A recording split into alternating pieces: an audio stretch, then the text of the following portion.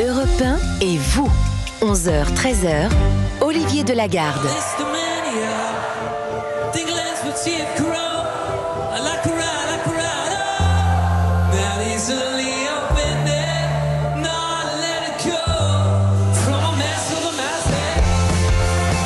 Voilà, le groupe Phoenix que vous avez pu entendre, sans doute pas découvrir parce que ils sont très très connus. Ils étaient donc lors de cette cérémonie de clôture des JO. Parlons de sport maintenant avec 16 médailles d'or et 64 médailles en tout. La France arrive au 5e rang mondial derrière les États-Unis, 126 médailles dont 40 en or. La Chine, 91 médailles dont 40 en or. Le Japon, 45 médailles dont 20 en or. Et l'Australie, 53 médailles dont 18 en or. On est avec Jean-Claude Perrin. Bonjour coach Perrin. Oui, bonjour Olivier, bonjour à tous. Consultant sport pour Europe 1, ancien entraîneur en saut à la perche. Vous avez formé des bataillons de champions français. D'abord, pourquoi cette comptabilité en médailles donne-t-elle la priorité à l'or sur le nombre total des breloques? Ça vous paraît justifié? Est-ce qu'il ne vaudrait mieux pas compter le pays qui a le plus de médailles?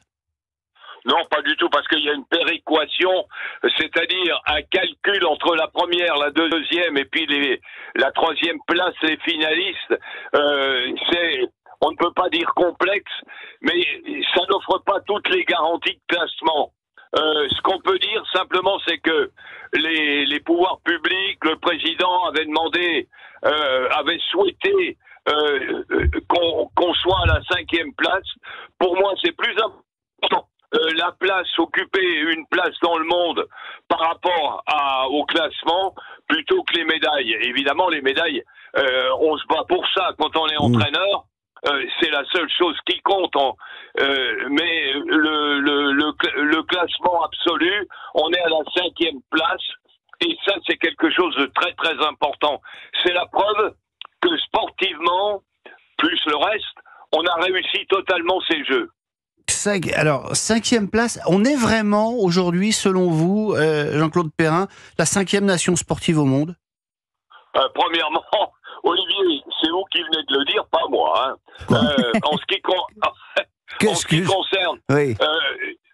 Non, c'est pas exact en ce qui concerne le sport, mais la France, c'est un pays d'une grande diversité, autant culturelle que sportive. Le sport étant une place très importante dans la société, mais dire qu'on est la 5e, c'est peut-être un peu fort, mais qu'importe, c'est notre classement actuel et il me paraît relativement juste. Bon, 64 médailles, c'est vraiment exceptionnel? Ah oui, c'est exceptionnel. Quand on voit comment il faut non pas travailler, mais s'entraîner pour avoir une médaille, c'est quand même quelque chose. Le poids d'une médaille, c'est quelque chose qui n'a pas de prix. Quand on est dans les sports amateurs, je ne parle pas des sports professionnels comme on les a vus, mais des sports amateurs, le judo, l'escrime, l'athlé, des choses de base de la société. On voit que pour avoir une médaille, c'est un combat véritablement terrible. Est-ce qu'il n'a pas quand même manqué un tout petit peu de médailles d'or à la France? On a eu beaucoup, 26 je crois de médailles d'argent, hein, et on a loupé pas mal de finales, quoi.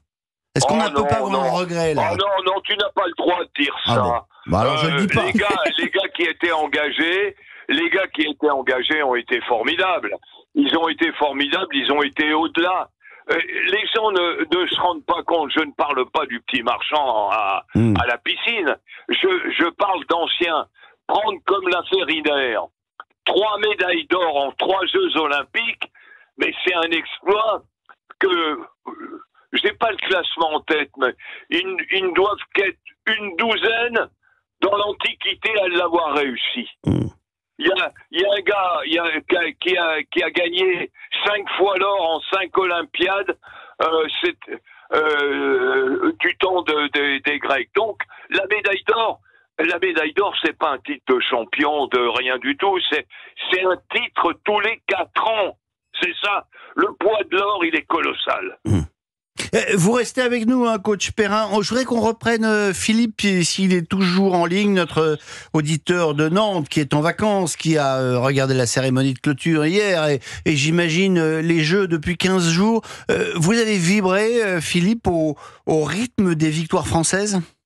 Absolument. Ah oui, complètement. Ça a commencé avec le rugby à 7, où je pense qu'ils ont lancé l'engouement, je pense, français. Ouais. Et puis moi, ça a arrêté. J'avais l'appli sur mon téléphone. Il y avait une appli à Paris 2024. J'adaptais mon agenda en fonction des finales, en fonction de ce que je voulais voir. Et j'avoue que j'ai passé énormément de temps devant la télé parce que c'était fabuleux. Votre famille, vous a vu un petit peu ou pas du tout Ah bah si aussi. Ah bah non, c'est le fils de ma compagne. Il a 14 ans. Bah il adore aussi. Enfin, au contraire, quand on est plusieurs, c'est plutôt sympa. Ouais. Non, il n'y a pas de. Non, il n'y a pas de. Il n'y avait pas d'obligation non plus à regarder, mais globalement, non, ça s'est bien passé. Puis c'est un événement, mais c'est ce que j'ai dit à chaque fois, on voit ça, on a eu la chance de le voir en France, et peut-être que des gens ne le verront jamais. Donc c'est tous les 100 ans, c'est fabuleux. Et puis c'est vrai que je rejoins coach Perrin, monsieur Jean-Claude Perrin, pardon. Vous pouvez l'appeler coach Perrin. Il est habitué. Vous pouvez l'appeler coach Perrin. Ah mais c'est un grand respect que de l'appeler coach. C'est intéressant, Philippe. Philippe, c'est très intéressant ce que vous nous dites, parce que vous êtes finalement assez symptomatique, je crois, d'une grande majorité de Français qui aura véritablement vibré au rythme de ces Jeux. Je ne sais pas si vous êtes grand amateur de sport d'une manière générale, tout au long de l'année, si vous êtes un lecteur de l'équipe, si vous suivez les résultats des différents championnats. Et là, il s'est passé quelque chose d'exceptionnel quand même, quelque chose en plus. On est complètement d'accord. Je suis le sport. J'aime le sport, pas tous les sports, mais là justement, en JO, on voit des sports qu'on voit pas et on prend plaisir à regarder certains sports. Le tir à l'arc, je trouve ça génial. Moi, j'aime le foot. J'aimais le foot. Moi, je suis un ancien. J'ai 59 ans depuis 2 jours. Je suis de génération Platini. Le foot d'aujourd'hui, je l'aime plus.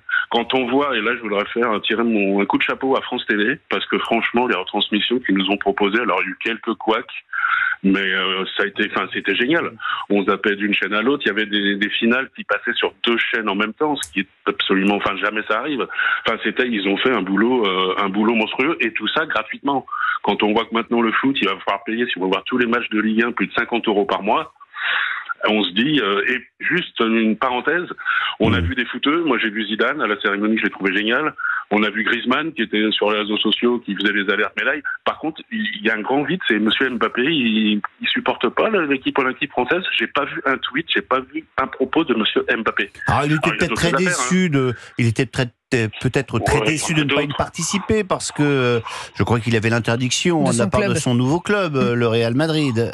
Oui, ça n'empêche pas d'encourager l'équipe de France olympique. Vous avez parfaitement raison. Vous avez parfaitement raison. Tout le monde était solidaire, et on se demande pourquoi Kylian Mbappé, depuis ses vacances, on les imagine, n'a pas pris le temps de faire des tweets. Lui qui tweet parfois un peu rapidement. Philippe, vous restez avec nous. On est également en ligne avec Marie-Odile, que je voudrais saluer. Bonjour Marie-Odile. Bonjour. D'où nous appelez-vous ? Je vous appelle de la Seine-et-Marne, à côté de Tournan-en-Brie. Bon, et vous... À 50 km de Paris. Et à 50 km de Paris, on a suivi les Jeux Olympiques ? Bien sûr, tous les jours. J'étais là, je regardais et j'écoutais avec mon mari. Ça m'a beaucoup passionnée. Moi, j'aime beaucoup le sport. Beaucoup le sport. Voilà. Quelles épreuves vous ont le plus passionné ? Mon mari était judoka, alors évidemment, j'ai beaucoup regardé le judo. La natation, moi, tous les sports où il y avait des Français engagés, il faut reconnaître qu'on a regardé. Et puis l'équitation, c'était tellement beau, le parc de Versailles. De l'équitation. C'était magnifique. Il y avait de tout. Moi, j'ai tout regardé. Dès l'instant où j'étais libre, j'allumais ma télé, je trouvais tout, comme dit le monsieur précédent, sur France 2, FR3 ou la 5, il y avait toujours une finale ou une demi-finale ou une qualif à regarder. C'était intéressant. Non, vraiment bien. Et puis le public, je pense que le public a bien boosté les sportifs français. Je pense que ils y sont une part pour toutes nos médailles, je pense. Bon, Marie-Odile, vous restez avec nous, hein, on a encore envie de vous entendre. Un petit mot avec Jean-Claude Perrin. Ils sont intéressants, ces auditeurs, finalement, symptomatiques de ces Français qui se seront emparés de la folie des jeux. Ah oui. Ben, ce sont eux qui représentent la base du sport en France. Dans la 5e place que vous donniez tout à l'heure, ben, ils ont une part importante. C'est eux qui sont dans les clubs, c'est eux qu'on va retrouver à la rentrée avec leur famille, c'est eux qui viennent inscrire leurs gosses. Les auditeurs, les spectateurs, on les prend là. C'est pour ça qu'ils ont un rôle si important.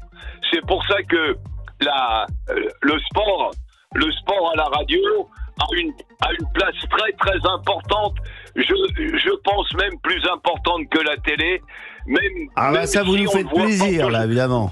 Ah ben non, mais je vous parle tel que le gamin qui écoutait en 1944 les retransmissions avec le poste de son père, évidemment.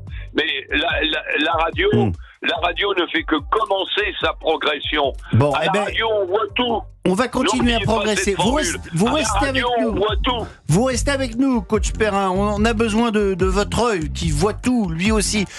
Deuxième demi-heure de cette émission. Tout à fait. Estelle. Céline Giraud nous rejoindra également dans le prochain quart d'heure. Et Marie-Odile et Philippe, vous restez avec nous. Je vous rappelle qu'au même titre que Marie-Odile et Philippe, vous pouvez nous joindre au standard d'Europe 1 01 80 20 39 21 pour venir partager un petit peu votre avis, puis pour qu'on puisse un petit peu clore ce chapitre Jeux Olympiques tous ensemble. À tout de suite sur Europe 1.